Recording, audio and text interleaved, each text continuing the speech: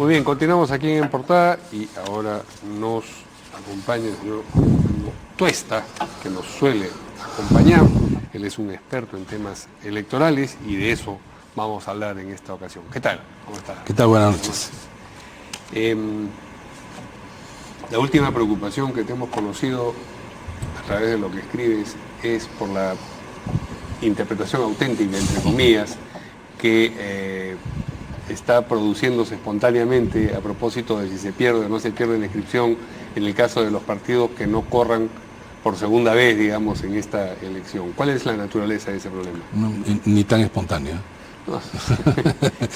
A ver, yo creo que hay un problema de interpretación. Creo que es una interpretación parcial, es una interpretación literal, es una interpretación que no acoge la propia naturaleza del mecanismo del umbral de representación o valla electoral, que siempre tiene dos propósitos. El primero, si entras o no entras en la repartición de escaños.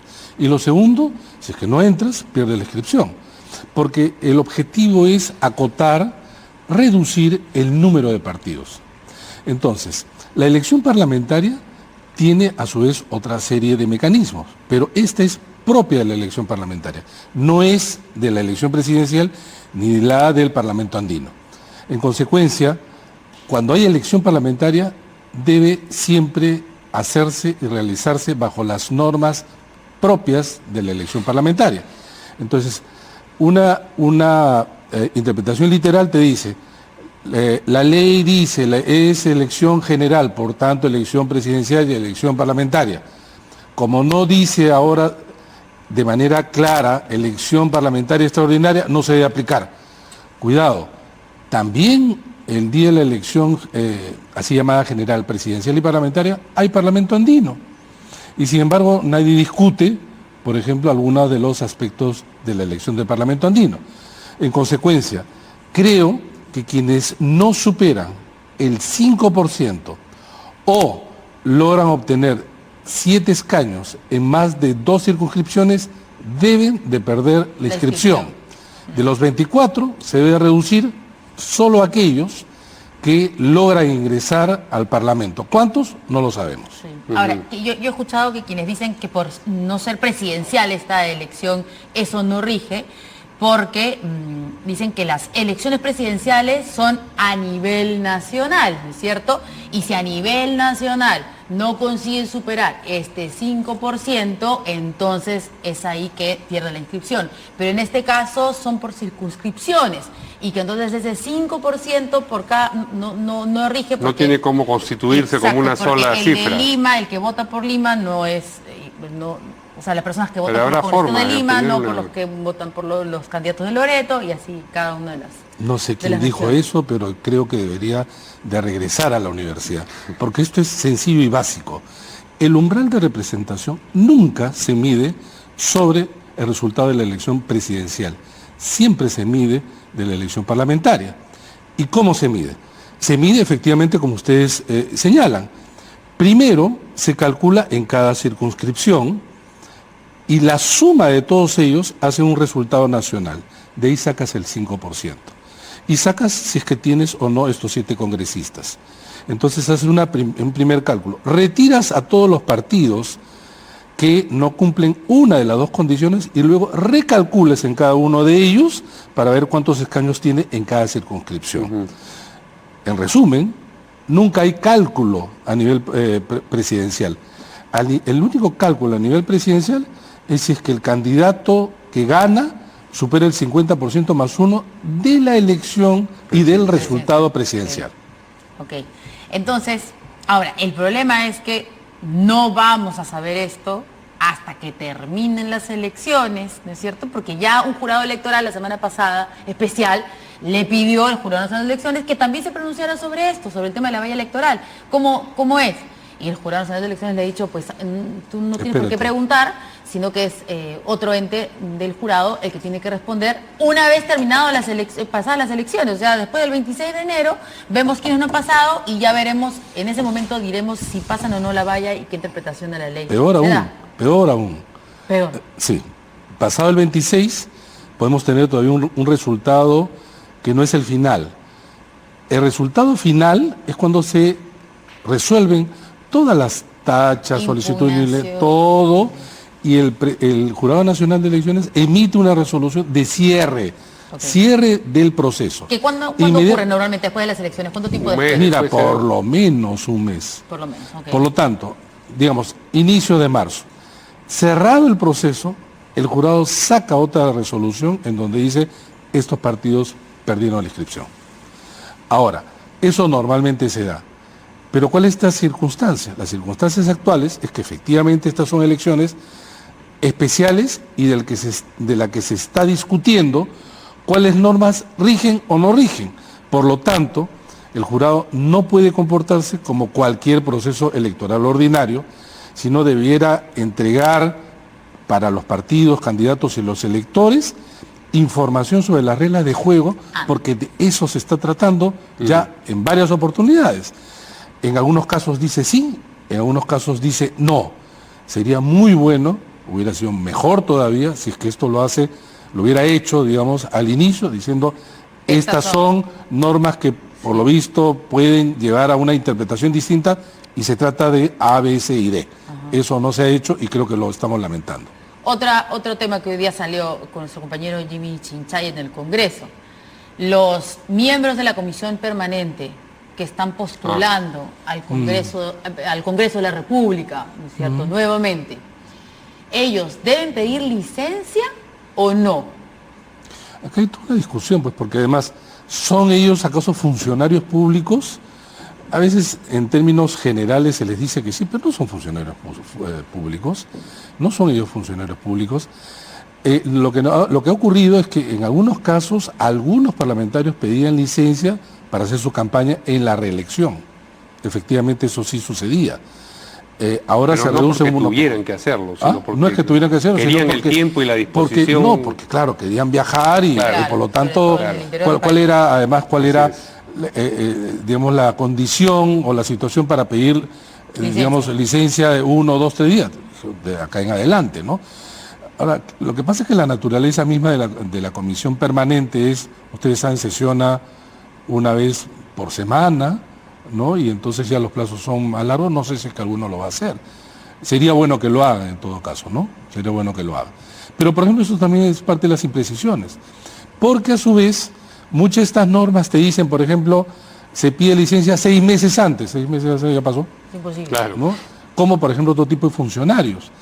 Y ahí no está efectivamente claro. Porque, por ejemplo, los profesores que son candidatos deben o no pedir. Algunos dicen 30 días antes, 60 días antes. Y este tipo de cosas que son, y hemos discutido acá, reglas, normas, que además en una elección tan particular en donde el cronograma se reduce. Entonces, ¿cómo quedan algunas partes del cronograma? Fuera estos. Entonces el jurado hubiera tenido que, mejor todavía con anticipación, señalar y aclarar estas interpretaciones y preguntas que nos estamos haciendo y con absoluta legitimidad, ¿no? Porque además, por ejemplo, en el caso de los profesores me contaban que si es que pedían con anticipación no iban a recibir determinados bonos, o sea, había una suerte de pérdida, incluso, claro. Y a fin de año, ustedes saben cómo son las situaciones. Claro. Entonces, lo que dijo el doctor Mantilla, que es miembro de la Comisión Permanente, de que nadie los puede obligar a pedir la licencia, es real porque nos está haciendo recordar que ese Así pedido es, de licencia era de cada parlamentario porque lo necesitaba. Lo más necesitaba, bien. así es. Okay. Otro asunto sobre el que les pregunté a los invitados anteriores, esta investigación que se les ha abierto a la ministra Montenegro y al presidente del Consejo de Ministros, ¿tiene consistencia? Digamos, ¿hay materias sobre la cual hacer observaciones a tu juicio? Yo creo que en algunos casos es un tema que está en la línea de frontera, ¿no? Porque hay dos cosas. ¿Cuál es el propósito de la norma? El propósito de la norma en general es que el funcionario público no puede hacer campaña por algún partido ni puede utilizar los recursos públicos. Esa es la idea principal. Sí, claro. Pero incluso distanciándonos de este caso en particular, porque ya ha sucedido en el referéndum, resulta que exageramos tanto la norma, estiramos tanto la norma, que le estamos diciendo a los políticos no hagan política. Y entonces en el referéndum resultaba que el presidente no podía hacer política, ni tampoco los parlamentarios, por eso tuvimos una no campaña. De las declaraciones, para ser cierto esta afirmación, no he escuchado al ministro en la totalidad de su declaración, sino una parte que glosaba, ¿no? Hacía referencia sobre la, creo, reelección o no. Ese era un sobre caso, si la ¿no? reelección regía para este procedimiento, para este proceso. Desde el ¿no? punto de vista era una ¿Opinión? opinión, ¿no?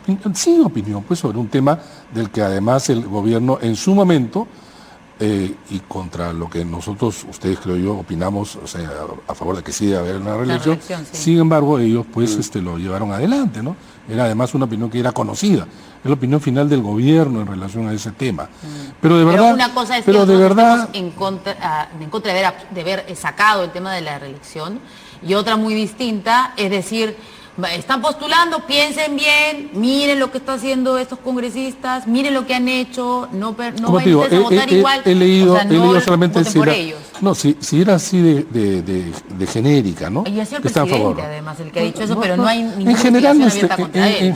no le van a hacer investigación al presidente, no se le investiga, ¿no? O sea, Por eso digo, pero fue él el que dijo eso. Ya, pero no está bien, ¿no? En general, creo, de cosas muy precisas, ¿no? Sobre todo ya pasando de, en general, no estamos de acuerdo con la reelección, a decir, mírenlo bien a aquellos que están en curso, digamos, en esta situación, ¿no? No está bien, pero lo que sí no me parece bien, en general, es decir que los políticos no pueden hacer política. La verdad que esa es una inclinación de los últimos años que me parece una barbaridad. Y ya ha ocurrido en elecciones anteriores, o sea, no es la primera vez, ¿no?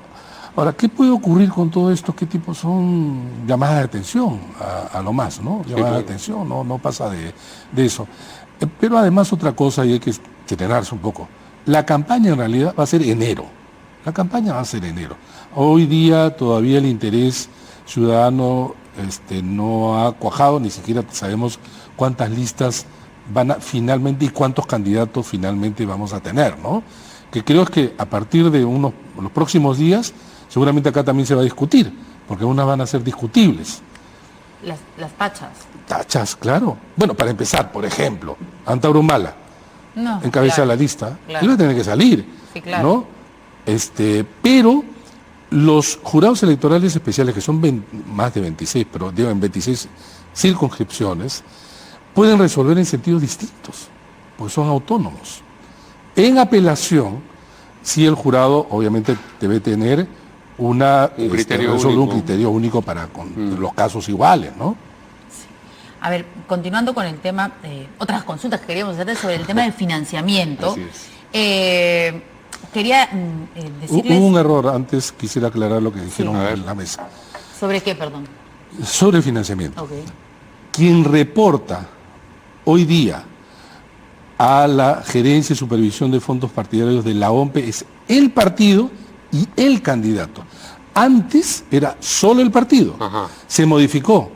Y es por eso que la OMPE ha sufrido, porque no les dieron los recursos, porque en las elecciones regionales y municipales, al lado ya de una cantidad inmensa de partidos, eran los candidatos. Eso multiplicó a la N. Para decirlo también en números acá, digamos que sean 20 partidos para que sea más fácil el cálculo. Una cosa es que presenten la documentación 20 partidos y otro caso es que lo hagan también los candidatos. 130 ¿Cuánto? 130 por 20. Por partido. 2.600. O sea, no es lo mismo pues que presenten 20 que presenten 2.600. Sí, claro. Por supuesto. ¿No? Y entonces digo, esto se modificó. Entonces lo que acá se dijo tiene que ver con la ley anterior. Ok, hablando de leyes anteriores, lo que quería decir es, con la información de lo último, es que según IDL Reporteros, José Ignacio de Romaña Letts, vicepresidente de la minera Volcan, ha dicho al equipo especial del Ministerio Público que la compañía hizo un aporte de $260.000 a través de la CONFIEP en el 2011 en defensa de la empresa privada en el contexto de la segunda vuelta de Keiko Fujimori Ollanta Humala. Entonces, ¿cuáles son las reglas para los partidos políticos hoy respecto al financiamiento político? Y recuérdanos... ¿Cuáles eran en ese momento? Sí. Así es. ahora y el 2011. Empecemos al revés. ¿Cuáles Claro, eran el antes? 2011. Sí. El 2011, una persona natural o jurídica, por lo tanto empresas, podía aportar a un partido, no un candidato, hasta un máximo de 60 UITs. La UIT en ese momento Como era como... 260.000, No, 300.000. 3.000, no, 3.000, ahora es No, 4.800. por 60 digo. Claro, por 60 son más o menos 180.000, 190.000 soles. Ahora, esto era, ¿no? El tope. Si es cierto eso, entonces esto ya superaba el tope. Esto ya superaba el tope. No, todos han superado el tope, pues no, si hemos escuchado lo de... Claro, de todos los que, claro, no, Así sí, de efectivamente, todos los que usted, Ok. se ha hecho de público conocimiento, todos superaron esa cifra que son 60 UITs. Ok. Ya, ahora, que ¿Cuál era la que acá hay consecuencia? un Sí, tema, ¿no? sí. Claro, acá hay la naturaleza de la falta tenía como consecuencia una sanción, y esa sanción efectivamente era Multa. administrativa, multa, Sí. ¿no? Ahora, ¿multa a quién? Al ¿Al partido. partido? ¿A la empresa? No. No. Y ese es un tema, pues. Ok. Porque empresa y partido sabían que se estaba violando la ley. Ujú. Se estaba violando la ley. Ahora, yo no soy abogado, los abogados verán que, por ejemplo, ahí hubo casos de un contubernio para violar la ley y podría crearse algún tipo penal. Pero ese es un tema. Lo segundo, ¿cómo se ha cambiado desde el 2017? Hoy en el Perú no puede ninguna empresa nacional o extranjera aportar en las campañas electorales.